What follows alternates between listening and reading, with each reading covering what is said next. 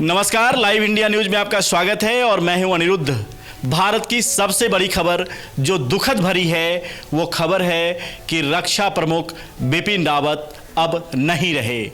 भारतीय वायुसेना ने इसकी पुष्टि कर दी है कि बिपिन रावत जो रक्षा प्रमुख थे और उनकी पत्नी मधुलिका रावत अब नहीं रहे।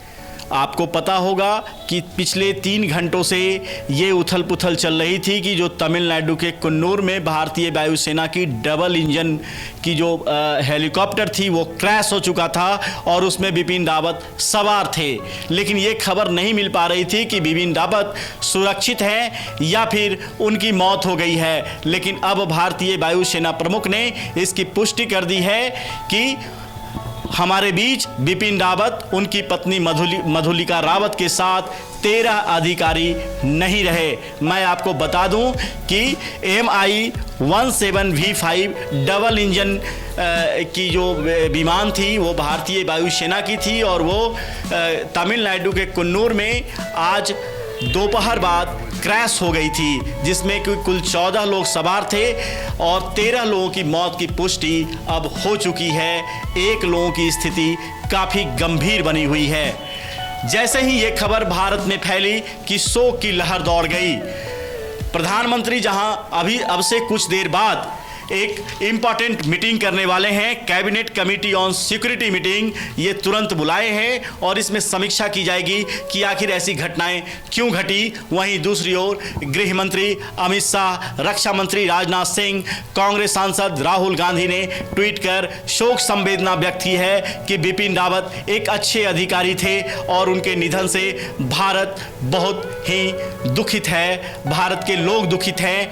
मैं आपको बता दूं कि रक्षा मंत्री ने ट्वीट किया है कि तमिलनाडु में आज एक बेहद दुर्भाग्यपूर्ण हेलीकॉप्टर दुर्घटना में chief of defence staff general Bipin Rawat और उनकी पत्नी समेत 11 अन्य सशस्त्र बलों के जवानों की आकस्मिक निधन से गहरा दुख हुआ। उनके असामयिक निधन हमारे सशस्त्र बलों और देश के लिए एक अपूरणीय क्षति है।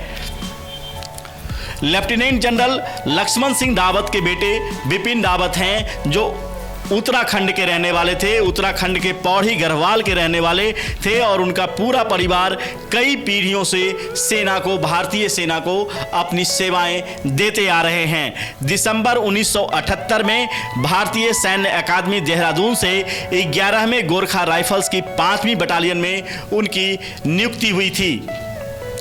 बिपिन रावत को आतंकवाद रोधी अभियानों में काम करने का कई वर्षों का अनुभव था। रावत ने ऊंचाई वाले युद्ध क्षेत्रों में भी कई सालों तक काम किया था। उनके उत्कृष्ट कार्यों के लिए उन्हें परम विशिष्ट सेवा मेडल से सम्मानित किया गया था। इसके अलावा उन्हें उत्तम युद्ध सेवा मेडल, अति विशिष्ट सेवा मेडल, युद्ध सेवा मेडल, सेना मेडल, विशिष्ट सेवा मेडल सहित कई अन्य पुरस्कारों से उन्हें नवाजा गया था। सीडीएस से पहले बिपिन रावत 27वें थल सेना अध्यक्ष थे। इससे पहले उन्हें 1 सितंबर 2016 को भारतीय सेना का उप सेना प्रमुख नियुक्त किया गया था। बिपिन रावत अपने पीछे 2 बेटियों को छोड़ गए हैं। एक बेटी का नाम कृतिका रावत है।